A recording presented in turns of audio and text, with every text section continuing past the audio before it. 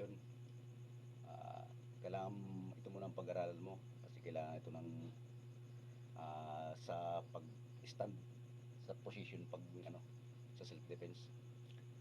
Tayo ka ng ganyan, paghiwalay mo ang iyong hita ng yung sa ayon sa iyong bigat.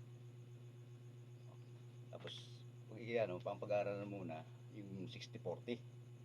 60-40. Yan. Slide 60-40. Kailangan ang bigat mo 60-40 kasi para upos ano, magaan to. Magaan. Yan, kabilaan niya. Kailangan matuto ka niyan. Ganyan.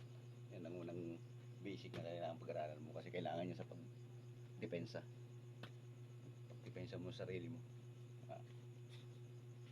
Ganyan. 60-40. Yan. Ito mo. Kasi pag once na hindi siya naka 60-40 at takihin ka daw. Ito, halika. Ayan. Sige, ano ka? Buksan na 60-40. 60-40. Yan. Kasi pag hindi ka naka 60-40, pag natake ka dito, bibigay ka.